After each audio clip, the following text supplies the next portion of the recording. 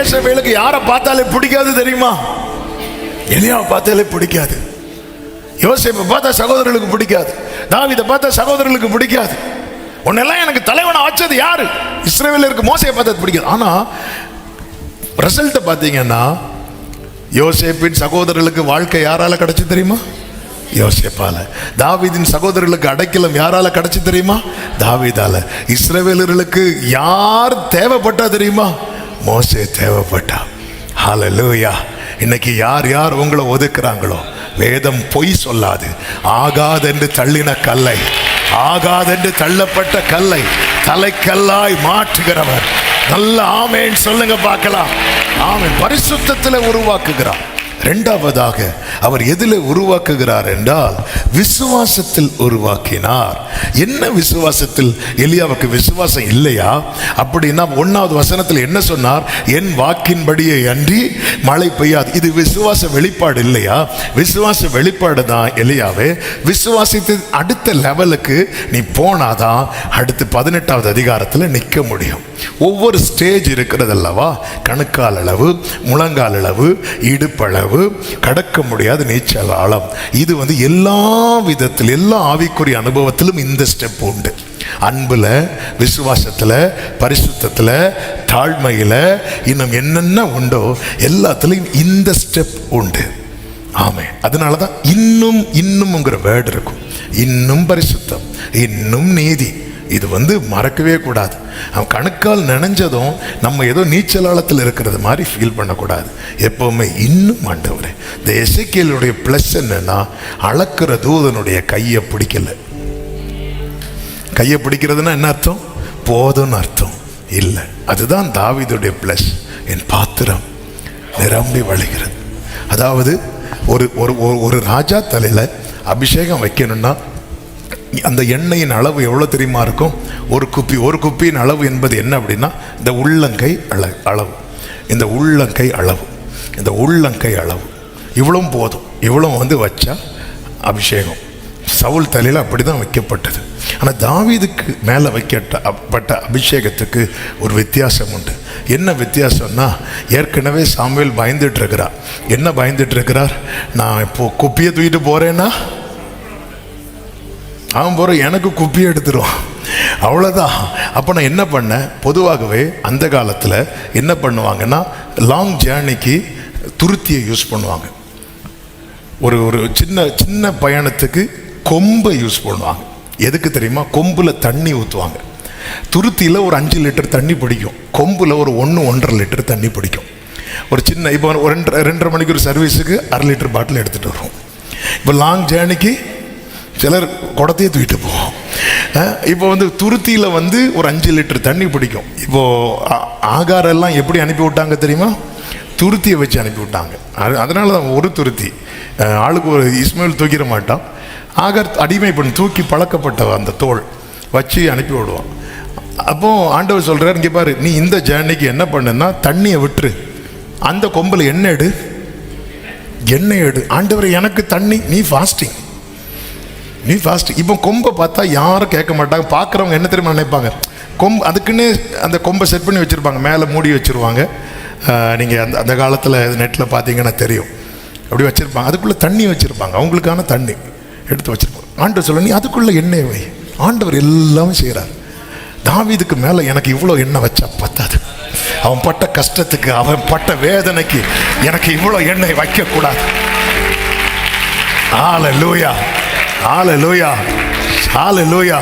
நீ 1.5 லிட்டர் பிடி, அப்போ எனக்கு தண்ணி நான் பார்த்துக்கிறேன்.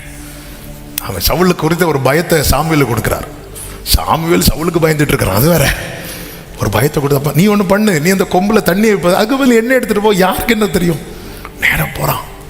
தாவீது கொண்டு வரப்படுகிறான். அவன் மேலே அதை திறந்து ஊற்றும் போது தாவீது போதும்னு சொல்லவே இல்லை, அப்படின்னு நிரம்புது. அவன் கண்ணீரோடு அந்த எண்ணெயும் கலக்குது. நீ வடித்த கண்ணீரெல்லாம் எண்ணெயாய் மாறுகிறதை யோசித்துப்பா. Oh thank you Jesus. நீ அந்த ரங்கத்தில் வடித்த காட்டுல இருந்து கண்ணீர் விட்டு கதறின உன் கண்ணீரெல்லாம் எண்ணெயாய் மாறுகிறதை யோசித்துப்பா.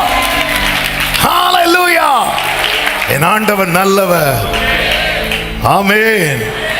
ஹல்லேலூயா. ஆண்டவர் இப்படி செய்வார். அவன் போதுன்னே சொல்லல.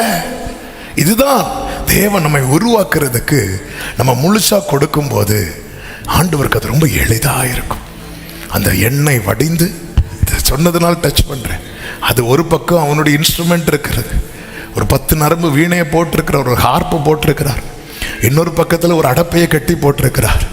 எண்ணெய் அப்படி வடிந்து இறங்குது, அப்படி நரம்பி நரம்பி அப்படி இன்ஸ்ட்ருமெண்ட்ல படுது, அப்படியே இந்த அடப்பைக்குள்ள விழுது.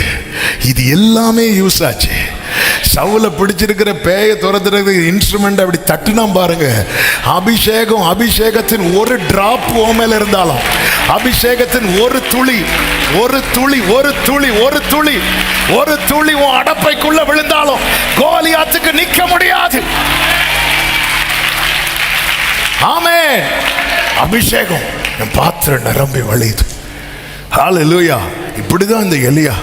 அடுத்து விசுவாசத்துல இவனை டிஃபரெண்டா பழக்க வைக்கிறார். எப்படி பழக்க வைக்கிறார்னா, ஒன்று காகத்தை கொண்டு வருகிறார். புறாவை கொண்டு வந்தாலும் பரவாயில்ல, ஒருவேளை புறாவதும் கொண்டு வரலனாலும் புறா கறியாவது நம்ம சாப்பிடலாம். புறா, காகத்துக்கு சுபாவம் என்ன தெரியுமா? இருக்கிறத அவன் சூ காக்கா, நமக்கு காக்கான்லாம் சொல்ல தெரியாது, சொன்னாலே வாயை திறந்தாலே சூ காக்கா. ஏன்னா அது எதையாவது கொத்திட்டு போயிரு. அவ காகத்துக்கு சுபாவமே என்ன தெரியுமா? அழகா சொன்னாரு பிரதர், அடிச்சு மாத்திர வேலை, அவ்வளவுதான். காகத்துக்கு சுபாவமே பறித்து கொண்டு போறது. அப்போ ஆண்டவர் போஷிக்கிறார் காகத்தை வச்சு. இது நம்ப முடியுமா? இப்படிதான் பழக்க வைப்பார். ஆமே. சில பார்க்குறாங்க, ஐயோ இது தெரியாம நான் நிறைய காக்கா விரட்டிட்டேனே, ஆமே என் புருஷன் வீட்டார இது தெரியாம விரட்டிட்டேனே, அப்படியெல்லாம் இப்போ தோணும் உங்களுக்கு. ஆமே, அவங்கள விரட்டிட்டேனே, கதவே அவங்களுக்கு திறக்கலையே. அடுத்து அவனை போஷிக்கு எங்க கொண்டு போறார் தெரியுமா? சாரிபாத் விதவை வீட்டில். அந்த விதவை நிலைமையோ அந்தோ பரிதாபம். ஆமே, மொத்தம் கொஞ்சம் எண்ணெய் கொஞ்சம் மாவு, அத அப்பமா சுடுறதுக்கு அந்த அம்மா எண்ணி 2 விறகு எடுக்கிறாங்க. ஆமே, ஆண்டவர் அங்க கொண்டு போறார். கொண்டு போய், ஹலோ சிஸ்டர் பிரைஸ்லாம், கொஞ்சம் குடிக்க தண்ணி கிடைக்குமா? சிலர் அப்படிதான் கேட்பாங்க, குடிக்க தண்ணி இருக்குமா? எடுக்கிறோம், அதை கொஞ்சம் சூடாக்கி தந்தீங்கன்னா நல்லா இருக்கும். ஓகே, சூடாக்கும் போது அப்படியே கொஞ்சம் தேயிலையும் போட்டிங்கன்னா, அப்படியே கொஞ்சம் பால் இருந்தால் கொஞ்சம் பால் ஊற்றிருங்க, இல்லைன்னா பால் பவுடர் இருந்தாலும் பரவாயில்ல. அப்படியே குடிக்க தண்ணி கிடைக்குமா? தண்ணி கிடைக்க போகும்போது அப்படியே ஒரு அப்பம். எவ்வளோ பெரிய தேவ மனுஷங்க. இந்த இடத்துல ஏன் ஆண்டவர் இப்படி உடைக்கிறார் தெரியுமா? தாழ்மையை கற்றுக் கொடுக்கிறார். நீங்கள் இந்த 3 அனுபவத்தை நான் சொல்லும்போது 3 பார்த்தீங்கன்னா, கேரித்தாட்டண்டையில் நல்ல தண்ணீர் வற்றி போக பண்ணுகிறார். நீ நட, நான் விதவை கிட்ட தான் சொல்கிறேன். அப்படி ஒரு விதவை கிட்ட போய் கை நீட்டி நிற்கிறான். எலியா அந்த ட்ரைனிங்கை அக்செப்ட் பண்ணுறான். இவனை தான் ஈஸியாக ஒரு ஆண்டவர் ஒரு பீரியட் வச்சிருக்கிறார் தெரியுமா? அதுக்குள்ள உருவாக்கப்படணும்னா இந்த இடத்துல ஆண்டவர் விசுவாசத்தில் வளருது. இன்னொரு பக்கத்தில் அவனுக்கு ஒரு தாழ்மையை சொல்லுவாங்க. இங்கே வருமா, எப்படி லேட்டாக சொல்லுவார் தெரியுமா? உன்னை போஷிக்கும்படிக்கு விதவைக்கு கட்டளையிட்டேன். அப்போ எலியா மைண்டில் இப்போ விதவை தான் யார் தெரியுமா? இவனை போஷிக்கிறவள். ஹல்லேலூயா. இந்த இடத்துல நான் இன்னொரு சத்தியத்தை சொல்ல விரும்புகிறேன். இஸ்ரவேலுக்குள்ளே அனுப்பாமல் வெளியே கொண்டு வர. ஏன்? இஸ்ரவேலருடைய இருதயம் கடினப்பட்ட போது எலியா புறஜாதியின் இடத்துல கொண்டு போகப்படுகிறான். அந்த கிருபை எங்க விழுது தெரியுமா? வெளியே யாருக்கும் தெரியாத, பேரு கூட தெரியாத ஒரு விதவையின் வீட்டில் கர்த்தருடைய கிருபை விழுந்தது. இது போலவே இஸ்ரவேலர்கள் தங்கள் இருதயத்தை கடினப்படுத்தின போது பூமியின் கடையாந்தரத்தில் இருந்த என் மேல உங்க மேல அந்த கிருபை விழுந்ததுனால நல்ல கரங்களை தட்டி ஆமென், ஹல்லேலூயா, அந்த கிருபை விழுந்துச்சு. அன்று கேரித்தாட்டண்டையிலிருந்து எலியா சாரிபாத்துக்கு அனுப்பப்பட்டது போல பிதாவின் வலது பாரிசத்தில் இருந்தவர் என்னிடத்திலும் உங்களிடத்திலும் அனுப்பப்பட்டார். இது பெரிய பாக்கியம். இதுதான் பைபிள் சொல்லுது. ஹல்லேலூயா. விழுந்தவர்களிடத்தில் அவர் கண்டிப்பையும் உன்னிடத்திலோ தயவை காட்டியிருக்கிறார். எத்தனையோ சுபாவத்தின்படி வளர்ந்த கிளைகள் வெட்டப்பட்ட இடத்துல நீ ஒட்டப்பட்டிருக்கிற. இது நம்முடைய நீதி அல்ல, இது கிருபைன்னு சொல்றவங்க. தூக்கி எறியப்பட்ட என்னை வேண்டும் என்று சொல்லி சேர்த்து கொண்ட கைகளை உயர்த்தி தூக்கி எறியப்பட்ட வேண்டும் என்று சொல்லி சேர்த்து கொண்ட ஆமென். அழகான கண்கள் ஆண்டவரே, glory முடிந்ததென்று. ஆமென்.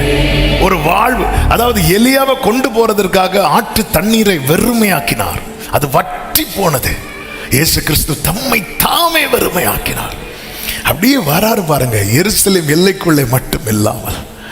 ஆமென். நான் உன் அருகே கடந்து வந்த போது மிதிக்கப்படுவதற்கு ஏதுவாய் உன் ரத்தத்தில் கிடக்கிற உன்னை பார்த்து பிழைத்துக்கோ அப்படின்னார். அந்த ஒரு பார்வை தான், அந்த ஒரு பார்வை. சாரி பார்த்து விதவை வீட்டில் அவள் விறக பொறுக்கும் போது பார்த்துருப்பா, பையனை பார்த்துருப்பா, கொஞ்சம் மாவை கொஞ்சம் எண்ணெயை பார்த்துருப்பா. சரி மகனே, உனக்கு என்ன வேணும்? அம்மா, எனக்கு நீங்கள் அழகாக டேஸ்ட்டாக ஒரு அப்பம் சுடுவீங்களாம்மா, சுட்டு தாரேன், வெயிட் பண்ணு. ஆமே.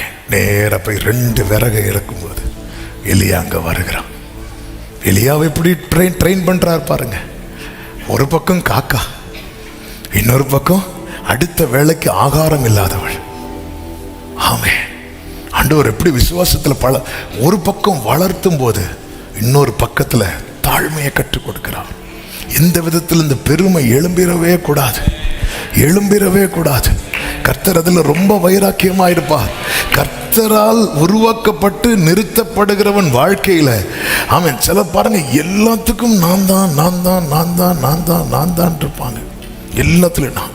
இப்படி இருந்த பிறவே எலியா வந்து சொல்வார், நான் மாத்திரம் அப்படிம்பார். எல்லாத்துலேயும் நான் தான். கல்யாண வீட்டுக்கு போனால் நான் தான் மாப்பிள்ளை. ஆமாம், விட்டா செத்த வீட்டில் நான் தான் பிணம்னு சொல்லிடுவாங்க. எங்கே போனாலும் நான் தான். இதை வந்து அடித்து உடைக்கிறார், எல்லாத்தையும் இல்லாமாக்குறார். ஆமாம். இப்போ எங்கே கொண்டு வந்து நிறுத்தி இருக்கிறார் பாருங்க. எலியாவை கொஞ்ச நாளைக்கு முன்னாடி எங்கே நின்னீங்க? ஆகாபுக்கு முன்னாடி நின்னேன். இப்போ சாரி பார்த்து உங்களுக்கு கூச்சமா இல்லை எலியாவே? இல்லை. அவர் இது எனக்கு ட்ரைனிங் பீரியடுப்பா, இது எனக்கு ட்ரைனிங் பீரியடுப்பா. என் தகப்பன் எனக்கு செய்கிறதுல ஒரு தீமையும் இருக்காது. அன்றியும் அவருடைய தீர்மானத்தின்படி அழைக்கப்பட்டவர்களாய் தேவனிடத்தில் அன்பு கூறுகிறவர்களுக்கு சகலமும் ஆமென் சொல்லுங்க பார்க்கலாம். அவர் போய் நிற்கிற தாமா அவர் சொல்றேன், நான் ஒன்று சொல்றேன், நான் இல்லைன்னுலாம் சொல்ல மாட்டேன். எனக்கு கொஞ்சம் எண்ணெய் கொஞ்சம் மாவு இருக்கு, அது நானும் என் பிள்ளையும் சாப்பிட்டு சாகுது. எப்படி நீ சாகுதானே போற, நீ அதை இப்படியே செய் உன் வார்த்தையின்படியே.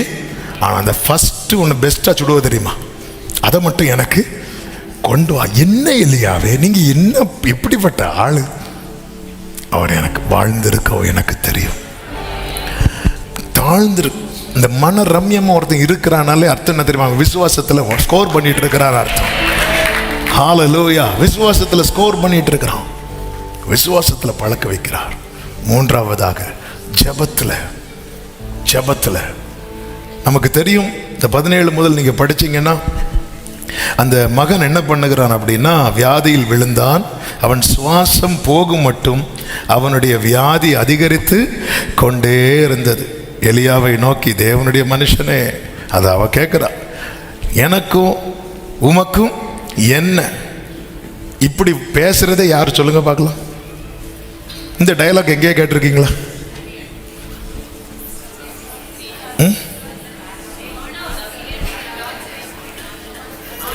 ஆண்டவர் சொன்ன வேற ஒன்றும். கரெக்டாக சொன்னீங்க. லேகியம் சொல்லும், எனக்கும் உமக்கும் என்ன அப்படின்னு. அப்போ நல்லா புரிஞ்சுக்கோங்க, நம்ம ஏதாவது ஒரு பிரச்சனையில் பிசாசு வந்து ஸ்கோர் பண்ண பார்ப்போம். வந்து அதுவரை அவரால் வாழ்ந்து இப்போ வந்து பிள்ளை இப்படி ஆயிட்டு, உடனே எலியா அந்த பிள்ளையை எங்கே கொடுன்னு சொல்லிட்டு வாங்கிட்டு மேல் வீட்டு அறைக்கு போகிறான். ஒரு அப்பர் ரூம் எக்ஸ்பீரியன்ஸ். இனி இந்த வேர்டை நல்லா கவனிக்கணும். அந்த அறைக்குள்ள மொத்தம் 2 பேர் இருக்கிறாங்க. யாரெல்லாம் இருக்கிறாங்க?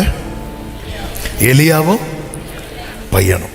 இதை இப்படி சொல்லலாமா? உயிரோடு இருக்கிறவனும் செத்தவனும். ஒரு செத்தவன் பக்கத்துல இருந்து உயிரோடு இருக்கிறவனுக்கு ஜெபம் பண்ண முடியுமா? ஆமே, ஹல்லேலூயா. சில வீட்டில் போராட்டமே அப்படிதானங்க இருக்கும். ஜெபம்னாலே பக்கத்தில் இருக்கவங்க எப்படி தான் இருப்பாங்க? ஆமே ஆமே. இது நான் சிரிப்புக்கு சொல்லலை, இதுதான் ட்ரைனிங் சென்டர். நீ இங்கே ஜெயிச்சுட்டேன்னா, இங்கே இந்த ரூமில் நீ ஜெயிச்சுட்டேன்னா நீ கர்மேல் பர்வதத்தில் ஸ்கோர் பண்ணுவ. இந்த ரூமில் நீ ஜெயிச்சுட்டேன்னா, இன்னைக்கு அநேகர் சொல்றாங்க எனக்கு வீட்டில் ஜெபம் பண்ண முடியல, வீட்டில் ஜெபம் பண்ண முடியல, வீட்டில் இருந்தால் ஜெபம் ஓட மாட்டேங்குது. எப்படிங்க இருக்கும்? கண்ணை திறந்து பார்த்தா பாடி. கரெக்டாக சொல்றீங்க. இன்னைக்கு உயிரோடு இருக்கிறவன் பெயர் பெற்றும் செத்த நிலையில நம்ம கூட இருக்கிறவங்க இருப்பாங்க, நமக்கு ஓடாது. ஆனா ஆண்டவர் இங்கே கற்றுத்தருகிற பாடம் என்னவென்றால், இந்த இடத்துல எலியா நீ ஜெயிச்சாதான், இந்த 4 சுவருக்குள்ள நீ ஜெயிச்சிட்டேன்னா 4000 பேருக்கு முன்னாடி ஒன்ன நான் கொண்டு வந்து நிறுத்துறேன். இந்த அப்பர் ரூம் எக்ஸ்பீரியன்ஸுக்குள்ள எடுத்ததும் கொண்டு போகல. ஃபர்ஸ்ட் பரிசுத்தத்தில் வளர பண்ணுகிறார், விசுவாசத்தில் வளர பண்ணுகிறார். இந்த ரெண்டும் வளரலைன்னு வைங்களேன், இதுல நம்மளும் அடுத்த பாடி. ஒரு சகோதரர், நம்ம சர்ச்சில் உள்ள ஒரு சகோதரர் தான், கோவிட் டைமில் ஒரு குறிப்பிட்ட ஹாஸ்பிட்டலில் அட்மிட்டாக இருந்தார். பெரிய ஹாலில் வரிசையாக போட்டிருந்தாங்களாம். 8வது பெட்டில் இவர் இருக்கிறார். ஒவ்வொருத்தராக இறந்துட்டு வராங்களாம். அதுவும் எப்படி தான் இறந்துட்டு வராங்கன்னா, ஆர்டர் படி இறந்துட்டு வராங்க. இவர் பார்க்குறாரு, கண்ணை திறந்து பார்த்தா 6 அவுட்டு, அடுத்து 7, அடுத்து 8, நான் டிஸ்சார்ஜ் ஆகி போயிடுறேன், அவ்வளோதான். ஏதோ ஆர்டர் படி. அப்போ அடுத்து 1 விட்டால் நமக்கு வரதுக்கு வாய்ப்பு இருக்கிறது. கொஞ்சம் யோசித்து பாருங்க. இன்னைக்கு நம்ம ப்ரேயர் லைஃப்ல தொய்ந்து போயிருக்கிறது அல்லவா, தொய்ந்து போயிருக்கிறது அல்லவா. ஆண்டவர் சொல்ல, அதனால நம்ம என்ன பண்றோம்? எனக்கு இங்கே ஜெபம் பண்ண முடியல, எனக்கு இங்கே ஜெபம் பண்ணல. கர்த்தர் ஸ்ட்ரிக்டா சொல்றார், இதுதான் உன்னுடைய ட்ரைனிங் சென்டர், இங்கே நீ ஜெயிச்சு தான் ஆகணும். உன் மேலே இருக்கிற பர்பஸ் நிறைவேறணும்னா இந்த அப்பர் ரூமில் நீ ஜெயிச்சுட்டு வெளியே வா, நீ ஜெயிச்சுட்டு வெளியே வா. ஆமே, நம்ம இதுலேருந்து எஸ்கேப் ஆக பார்க்குறோம். இல்லை இல்லை இல்லை, ஆண்டவர் கொண்டு போகிற விதங்கள்லாம் பாருங்கள். அந்த 2வது பாயிண்டில் ஒரு பாயிண்ட்டை நான் சொல்ல விட்டுட்டேன். சீதோனுக்கு அடுத்த சாரிபாத் ஊருக்கு கொண்டு போகிறார். சீதோன் யாருக்கு ஊர்? ஏசபேல் ஊர். ஏசபேல் எருசலேமில் எலியாவை தேடிட்டு இருக்கும்போது கர்த்தர் எலியாவை எங்கே கொண்டு வைக்கிறார் தெரியுமா? சீதோனுக்கு அடுத்து சாரிபா அங்கே கொண்டு வைக்கிறார். ஆண்டவர் நமக்கு எந்த டெரிட்டரி செட் பண்ணி இருக்கிறாரோ அதுக்குள்ளே தான் நம்ம சேஃபாக இருப்போம். நம்ம சொல்கிறோம் ஆண்டவர் என்ன அங்கே கொண்டு போங்க, எங்கே கொண்டு போங்க. இல்லை, கர்த்தர் நம்மளை எங்கே வைக்கிறாரோ அது தானியேல இந்த நைட்டு நீ சிங்க கெபியில் தான் சேஃபாக இருப்ப. சாத்ராக் மேஷாக் ஆபேத்நேகோவே நீ இந்த 7 மடங்கு அக்னி சூழல தான் சேஃபா இருப்ப. யோனாவே நீ மீனின் வயிற்றுக்குள்ள தான் சேஃபா இருப்ப. என்னுடைய பாதுகாப்பு ஏற்கனவே கர்த்தரால் உறுதிப்படுத்தப்பட்டது. கர்த்தர் எங்க வைக்கிறாரோ அங்கதான் சேஃபா இருப்போம். அதே போல ஆண்டவர் இப்படி ஒரு எக்ஸ்பீரியன்ஸ். நேற்று வர எலியாவை புகழ்ந்துட்டு இருந்தாங்க, இப்படி ஒரு தேவ மனுஷன் வந்தார், இவரால எங்களுக்கு வாழ்க்கை, இவரால வாழ்க்கை, இப்போ எனக்கு உமக்கு என்ன அப்படின்ட்டாங்க.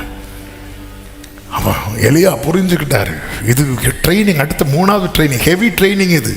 நீங்க ஜெபம் பண்ண உங்க அறைக்கதவை அடைக்கும் போது இப்படிதான் இருப்பாங்க. உங்க வீட்டில் வேற ஒரு ஜெப சத்தம் கேட்காது, வேற ஒரு துதி சத்தம் கேட்காது. நீங்க பண்ணலான்னு பார்த்து நீங்க அப்படி பார்க்க சோர்ந்து. சிலர் பார்த்துருக்கீங்களா, தனியார் ஜெபம் பண்ணிட்டு இருப்பாங்க, அந்த நபரை பார்த்ததும் திடீர்னு அப்பதான் புருஷன் வீட்டுக்குள்ள வருவார், போச்சு என் ஜெபம் போச்சு, வருது பாரு பிசாசு, சொல்லுவோமா இல்லையா? ஆமா, இப்படிதான் எங்கள் அப்பா இருக்கும்போது ஒரு சாட்சி ஒருத்தங்க சொன்னாங்களாம். சாட்சி டைமில் நான் இன்னைக்காவது சர்ச்சைக்கு சீக்கிரம் வரலான்னு பார்த்தேன், ஆனால் பிசாசின் போராட்டம் எனக்கு ரொம்ப ஜாஸ்தியாக இருந்தது. பின்னாடி இந்த ஒரு சத்தம் கேட்க, அந்த பிசாசு நான் தான் பாஸ்டர். யாருன்னா புருஷன், ஒரு டீ போட்டு தந்துட்டு போன்னு சொன்னேன் பாஸ்டர். இது இவ்வளோ பெரிய குற்றமா பாஸ்டர்? சில நேரத்தில் அப்படிதான் இருக்கும் நமக்கு. ஸோ இந்த அப்பர் ரூம் எக்ஸ்பீரியன்ஸ் இதில் ஜெயிக்காம, ஆமாம், ப்ரைவேட் ட்ரைனிங்கில் சிங்கத்து கூட கரடி கூட ஜெயிக்காம பப்ளிக் அவ்வளோ பெரிய பிளாட்ஃபார்மில் கோலியாத்துக்கு முன்னாடி விட மாட்டார். ஆமாம், இன்னைக்கு என்னால் அது முடியும், எனக்கு இந்த வீட்டில் இருக்க முடியலை, எனக்கு இங்கே இருக்க முடியலை. ஆண்டவர் இன்னைக்கு சொல்லுகிற செய்தி, உன்னுடைய ட்ரைனிங் சென்டர் ட்ரைனிங் கம்ப்ளீட் ஆகாமல் நீ வெளியே வந்துட்டேன்னா, நீ என்ன நோக்கத்துக்காக அழைக்கப்பட்டாயோ அது நிறைவேறாது. நீ கொஞ்சம் வெயிட் பண்ணு, அந்த ரூமுக்குள்ள உயிர்த்தெழுதலின் வல்லமை கிரியை நடக்கும். நீ கொஞ்சம் வெயிட் பண்ணு. நீ கொஞ்சம் வெயிட் பண்ணு. உனக்கு இருக்கிற வீட்டுல ஜெபம் பண்ண முடியலதான், பல நெருக்கம் நிந்தை தான். ஆனா நீ கொஞ்சம், இந்த எலியா என்ன பண்றாரு தெரியுமா, அப்படி ஆண்டவரே ஆண்டவரேன்னு கத்திட்டு அந்த பிள்ளைக்கு மேல முகம் கூப்புற விழுவாரு, திரும்ப போவாரு, திரும்ப வந்து விழுவாரு. இப்படி 3வது வாட்டி விழுந்த போது அந்த பிள்ளை என்ன செய்ததா? ஆமென். 22வது வசனத்துல கர்த்தர் எலியாவின் சத்தத்தை கேட்டார். பிள்ளையனுடைய ஆத்துமா அவனுக்குள் திரும்பி வந்தது, அவன் பிழைத்தான். அப்ப அந்த ரூமுக்குள்ள என்ன நடக்குது? ஒரு ரிசரக்ஷன் பவர், ஒரு உயிர்த்தெழுதலின் வல்லமை அங்க கிரிய நடக்குதில்ல. அது அர்த்தம் என்ன? தேவனால் உருவாக்கப்படுகிறவனுடைய ஜெபத்துல சாதாரண வல்லமை அல்ல, உயிர்த்தெழுதலின் வல்லமை. உன் புருஷன் ஜெபம் பண்ண ஆரம்பிப்பார், உன் பிள்ளைங்க ஜெபம் பண்ண ஆரம்பிப்பாங்க, உங்க மனைவி ஜெபம் பண்ண ஆரம்பிப்பாங்க. நல்ல கரங்களை தட்டி ஆமென். எலியாவே உன் கையில தான் இருக்கு. ஆண்டவரே அவன் என்ன இப்படி சொல்லிட்டா, அதோட விட்டாளே, அதுக்காக ஸ்தோத்திரம் பண்ணு. என்ன இப்படி சொல்லிட்டாங்க, என்ன அப்படி இப்படிதான் சொல்லுவாங்க. ஏன்னா நீ அல்லவா எலியா, நீ அல்லவா எலியா. ஒரு விசை பதில் இல்லை, உண்மைதான். 2 விசை பதில் இல்லை, உண்மைதான். ஆனால் ஆண்டவர் தான் கதின்னு கையை விரிச்சிட்டு இருக்க பாரு. கர்த்தருடைய வல்லமை இறங்கும் வரைக்குள்ள ஆமென் சொல்லுங்க பார்க்கலாம். ஆண்டவர் தான் கதின்னு இருக்கிற பாரு. எலியா கதவை திறந்து வரவே மாட்டேன்ட்டார். நீங்க கிரியை செய்யாம இப்போ ஆண்டவர் சொல்றார், நீ பாஸ் ஆயிட்ட எலியா. 18:1 நீ போய் ஆகாபுக்கு காண்பி. இப்போ எலியா வெளியே வரார், வெளியே வரார். ஆமே ஆமே. அத்தனை ஜனங்கள் நிற்கும் போது கர்த்தருக்காக அவனால் நிற்க முடியுது. ஆமே. மாலை நேரம், காலை நேரம் முழுவதும் யார் எடுத்துட்டா தெரியுமா? காகால் தீர்க்கதரிசிங்க எடுத்துட்டாங்க. அதாவது அக்னியினால் உத்தரவு அருளுகிற தெய்வமே தெய்வம்ட்டார். சரி, உங்க கணக்குப்படியே வார எலியா சொல்றார், உங்க தெய்வம் தான் அக்னி தெய்வம் சொல்றீங்க, அக்னியினால யார் உத்தரவு அருள பார்ப்போம். அவங்களும் ட்ரை பண்ணாங்க, முடியாது. ஏன் முடியாது? ஆமாம், யேசபேல் எருசலேமுக்குள்ள என்ட்ரான போது கர்த்தர் எலியாவை எங்க கொண்டு போனார் தெரியுமா? சீதோனுக்கு அடுத்து. அதன் அர்த்தம் என்ன? யேசபேல் எத்தனை தீர்க்கதரிசிகளை கொண்டு வந்தார்? 850 பேரை. கர்த்தர் எத்தனை பேரை கொண்டு போனார்? 1 நபரை. என்ன அதன் அர்த்தம்? சத்துருவின் கோட்டையை தகர்க்க நீ 1 ஆள் போதும், நீ 1 ஆள் போதும். எத்தனை பேர் நம்புறீங்க? எத்தனை பேர்? ஆண்டவர் வந்து இன்னும் 7000 பேர் இருக்கிறாங்கல்ல, 7000 பேர் 1 ஆள் போதும். கர்த்தருடைய பராக்கிரம வெளிப்பட உங்க குடும்பத்துக்கு விரோதமாய், தலைமுறைக்கு விரோதமாய் போராடுகிற நாம எல்லா சூழ்ச்சிகளும் இல்லாம 1 நபர் போதும். ஒருவரை அல்லவா தேடுகிறார் ஆண்டவர். நீ நட எலியாவே. அவன் நடக்கிறான், சும்மா அப்படி நடக்கிறான், அப்படியே நடந்து நடந்து நடந்து நடந்து நடந்து. நம்ம நம்ம நம்ம நம்ம லாங்குவேஜ்ல சொல்லணும்னா பிரேயர் வாக். அவர் பிரேயர் வாக்கா பண்ணியிருப்பாரு. அவருக்கு சாரிபாத்தில் விதவைன்னு ஒருவேளை 3 மாடி வீடாக இருக்குமோ, இப்படி பார்த்துட்டே போயிருப்பார். பார்த்துட்டு போயிருக்கும்போது கீழே ஒரு அம்மா நிற்கிது. என்னம்மா தேடிட்டு இருக்க? 2 நிமிஷமா? இல்லை, 2 விறகு, 2 விறகு ஏதாவது தருவியாமா அப்படின்னு கேட்குறான். ஆமாம், ஆண்டவர் பழக்க வைக்கிறான். சும்மா இல்லை, பார்க்க சாதாரணமாக இருக்கும். 850 பேரை யேசபேல் இறக்கும்போது கர்த்தர் நம்மை போல பாடுள்ள. ஆமாம், நான்லாம் ஜெபம் பண்ணி, நான்லாம் கேட்டு இப்படி தானே யோசிச்சுட்டு இருக்கிறீங்க. கர்த்தர் சொல்றாரு, ஹல்லேலூயா, உன் ஜெபத்துக்கான பதிலை, உன் ஜெபத்துக்கான கிரியைகளை நீ பார்க்க போற. எத்தனை பேர் ஆமேன்னு சொல்லுவீங்க? ஆமென். ஆண்டவர் எலியாவுக்கு விடியற் காலத்திலும் அற்புதத்தை காண்பித்து கொடுத்தார், மாலையிலும் அற்புதத்தை காண்பித்து கொடுத்தார். அதனால தான் சாயங்கால நேரம் வரும்போது எலியா பதறல்ல, மாலை நேரத்திலும் என் தகப்பன் கிரியை செய்வார். எதை வச்சு சொல்றீங்க? காக்காவை அனுப்பினார்ல, காலையில மட்டும் அல்ல. உங்க தெய்வத்துக்கு வேணா டைமிங் இருக்கலாம், என் தேவன் எப்பவும் கிரியை செய்ய வல்லவர். ஆமென் சொல்லுங்க பார்க்கலாம். அதன் பிறகு எலியா பலிபீடத்தை கட்டி செப்பனிடுகிறான். பலிபீடத்தை கட்டல, சாரி, பலிபீடத்தை, ஏற்கனவே பலிபீடம் கட்டப்பட்டது, அது இடிக்கப்பட்டு கிடக்கிறது. 12 கோத்திரங்கள் 10 பிரிஞ்சு கிடக்குது. எலியா வந்து 12ஐயும் ஒன்னாக்கி இஸ்ரவேல் என்று பெயர் வைக்கிறான். ஆண்டவர் சமூகத்தில் பிரிவினைக்கு இடமே கிடையாது. உங்க குடும்பத்தில் பரலோக அக்கினி இறங்கணும்னா நீங்க சேர்ந்து தான் இருக்கணும். ஆளுல புருஷன் ஒரு சைடு, மனைவி ஒரு சைடு போனா அக்கினி இறங்காது, ஆரவாரம் மட்டும் கேட்கும். ஆமே, ஆரவாரம் மட்டும் கேட்கும். அதாவது சாலமோன் நாட்களில் இறங்கின அக்கினி அதுக்கப்புறம் இறங்கவே இல்லை. ஏன் இறங்கல? ரெகோபியா நாட்களில் கோத்திரங்கள் பிரிஞ்சிட்டு 10 பிரிஞ்சிட்டு. அதுக்கப்புறம் ஆராதனைலாம் இருந்துச்சு, அக்கினி கிடையாது. ஆராதனை, அக்கினி இல்லாமல் ஆராதனை மட்டும் இருந்தால் கொஞ்ச நாளில் ஜனங்கள் 2 நினைவாக மாறிடுவாங்க. இன்னைக்கு தேசத்துக்கு தேவை என்ன தெரியுமா? ஆராதனை. எங்க பார்த்தாலும் ஆராதனை, பஞ்சமே கிடையாது. அதுவும் தமிழ்நாட்டில், விசேஷமா கன்னியாகுமரி மாவட்டத்தில் பஞ்சமே கிடையாது. இன்னைக்கு கர்த்தருடைய ஆவியானவர் தருகிற தேசத்துக்கு தேவை இனி அக்கினி. அந்த அக்கினி வந்தா மட்டும்தான் இனி ஜனங்கள் கர்த்தரை தேவன் என்று அறிவார்கள். அதுக்கு ஒரு எலியா தேவை. அதுக்கு ஒரு எலியா தேவை. ஏலியா 3 வருஷம் ப்ரிப்பேர் பண்ணி ஒரு சர்மன் கொடுக்கிறார். நம்ம ஒரு வாரத்தில் 7-8 செர்மன் கொடுக்க வேண்டிய சூழ்நிலை. எலியா 3 வருஷம் ப்ரிப்பேர் பண்ணி ஒரு செர்மன், ஒரு ஆமீன் கூட இல்லை. நான் இருந்திருந்தா நான் கேரி தாண்டே போறேன் ஆண்டவரே திரும்பி ஆமே. இங்கே சிலர் ஆமேன்லாம் சொல்ல வைக்கிறது படக்கூடிய பாடு. பிரசங்கத்துக்கு பாயிண்ட் எடுக்க கூட இவ்வளோ பாடு கிடையாது. ஆனால் சிலர் இந்த கையை தூக்கி காலை தூக்கி சொல்ல வைக்கிறதுக்குள்ள ஆமே. ஹல்லேலூயா. கர்த்தர் நல்லவர். நீங்கள் ரொம்ப நல்ல பிள்ளைங்க. இன்னொரு 5 நிமிஷம் நீங்கள் ஆமேன்னு சொல்ல வேண்டியிருக்கு. ஹல்லேலூயா. எலியா இவ்வளோ பேசி முடிக்கிறாரு. ஜனங்க பிரதியுத்தரமாக ஒன்றும் பேசலை. அப்போ நீங்கள் எதுக்கு வெயிட் பண்ணிட்டு இருக்கீங்க? கடைசியில் சொல்லி அல்ல சென்று வாருங்கள், அதுக்காக வெயிட் பண்ணிட்டு இருக்கிறோம். இப்படியே இருக்கிறாங்க. பார்த்தாரு, இது வேலைக்கு ஆகாது. பலிபீடத்தை செப்பனிட்டு 3 முறை அதில் தண்ணியை ஊத்துறாரு. ஆமென், ஆமென். அவர் செய்கிற செயலை பார்த்தா சாத்தியமே இல்லாதது. இது எப்படிங்க உங்களுக்கு இந்த நம்பிக்கை வந்தது? என்ன நடத்தினார்ல சாத்தியம் இல்லாமல்? காக்காவை கொண்டு வந்தார்ல, வித வீட்டில் கொண்டு போன, அது எதாவது சாத்தியம் இருந்தா இல்லை. நானும் அப்படிதான் செய்வேன். 3 முறை தண்ணி ஊத்துறேன். நான் அவரை நம்புறேன். நான் எனக்கு என்னை போஷிக்கிற விஷயத்தில் நான் அவரை நம்பினேன். இதில் நான் நம்புறேன். பாரு பாரு. ஏன்னா சில டைம் நம்ம ஊர் போன மாதம் நம்ம ஊரில் அடித்த சூட்டுக்கு ரோட்டில் ஆம்லேட் போட்டால் கூட, அது முட்டையை ஊற்றினா கூட ஆம்லேட் ஆகிருக்கும், அவ்வளோ சூடு. அங்கே எலியை என்ன பண்ணுறாருன்னா தண்ணியை 3 தடவை ஊத்துறாரு. அதில் இனி அக்கினி இறக்குனாலும் என்ன பண்ணாது? இதான் ஃபெய்த். என்ன ட்ரைனிங் கொடுத்துருக்கிறார் பாருங்க. உலகம் பார்க்கிறபடி அல்ல, என்ன உருவாக்கம். மறைவு. ஒரு தேவ பிள்ளைக்கு இந்த மறைவான காலம் தான் கோல்டன் பீரியட். ஆமா, யாருக்கும் செய்ய துணிவு வராத காரியத்தை கர்த்தர் உன்னை கொண்டு செய்ய வைக்கிறதுக்காகவே. ஹல்லேலூயா. அதன் பிறகு அப்படி கையை விரித்துட்டு ஒரு 42 வார்த்தைகள், 40லேருந்து 50 வார்த்தைகள், சிம்பிள் பிரேயர். ஆண்டவர் சொல்லுகிற வார்த்தையை கேளுங்க. பரிசுத்தமும் விசுவாசமும் ஆமா யார் வாழ்க்கையில் வெளிப்படுகிறதோ அவங்கள்ட்ட என்ன பிரேயர் போதும் தெரியுமா? சிம்பிள் பிரேயர் போதும். சிம்பிள் பிரேயர் போதும். நீ ரொம்ப இப்போ ஆண்டவர் இப்போ வாரம் இறங்கி வாரம் அங்கே வாரம். இது யார் அடித்தா தெரியுமா?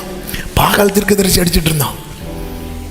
ஆமே. ஆனால் பரிசுத்தமும் விசுவாசத்திலும் வளர்ந்தவன், அப்பா எனக்கு கேளும் ஆண்டவரே, எனக்கு கேளும்னு சொல்லி முடிக்கல, அக்கினி வானத்திலிருந்து சர்ல இறங்கிட்டு அவ்வளவுதான். உடனே ஜனங்க எல்லாம் வாயை திறந்து கோரஸா கர்த்தரே தெய்வம். இப்படிப்பட்ட கிரியைகளை கர்த்தர் நடப்பிக்க விரும்புகிறார். இதற்கு ஆண்டவருக்கு தேவை 850 450 அல்ல, ஒரு எலியா. ஒரு எலியா. ஒரே ஒரு வாழ்க்கை. இனி எவ்வளவு காலம் இருக்க போறோம்னு தெரியாது. ஆண்டவரே என்னை பயன்படுத்தும். ஆண்டவர் என்ன சான்ஸ் இருக்கா? எலியா என்பவன் நம்மை போல பாழுள்ள மனுஷன்.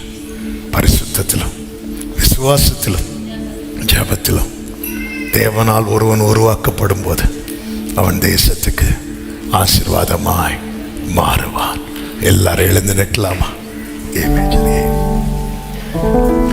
ஹல்லேலூயா. வேண்டிடும் பக்தர்களின் ஜெபம் கேட்டே பனிமழை நிறுத்தினார் வல்ல தேவன். பாடுங்க. வேண்டிடும் பக்தர்களின் ஜெபம் கேட்டே பனிமழை நிறுத்தினார் வல்ல தேவன். பஞ்ச காலத்தில் விதவை வீட்டில் பாத்திரங்களை அவர் ஆசீர்வதித்தார்.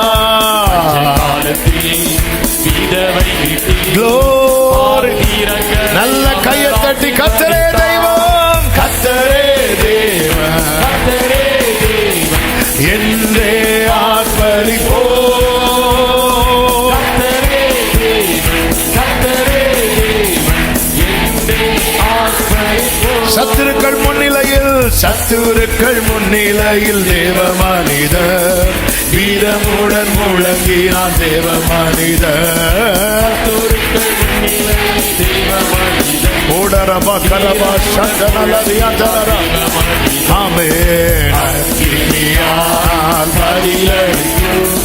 தேவனே தேவன் என்றார் தேவ மனிதர்.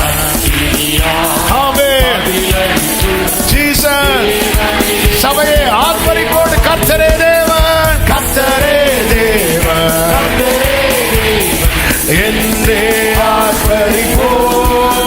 glory உடராலராதராதராதராதரே தேவஜனம் துள்ளி சென்று தேவ மனிதன் பலிபீடம் செப்பரித்து பலியும்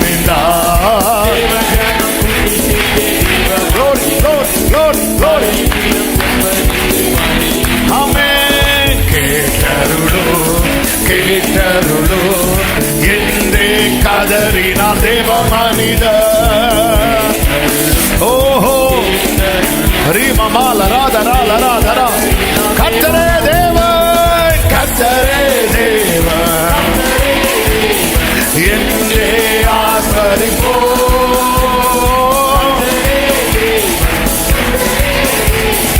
என்றே ஆர்ப்பரிப்போ. வானங்களை திறந்தே வல்ல தேவன் அக்கினியால் பதில் தந்தார் ஜீவதேவன். glory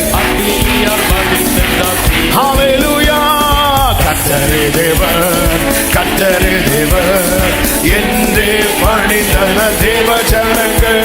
அப்படிப்பட்ட நாட்கள் வரட்டும். ஒவ்வொரு குடும்பத்திலும் ரட்சிப்பின் கம்பீர சத்தம் கேட்கட்டும். சொல்லுங்க, கர்த்தரே தேவன், கர்த்தரே தேவன்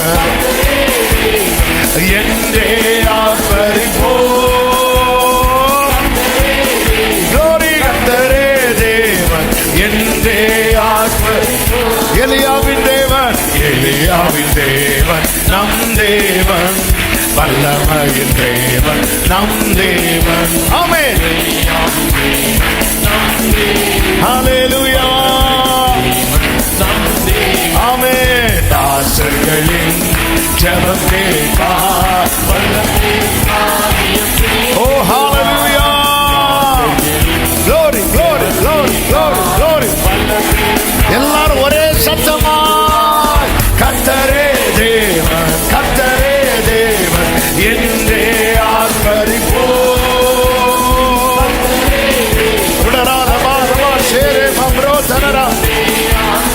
கர்த்தரே கர்த்தரே தேவன் என்றே ஆர்ப்பரிப்போ.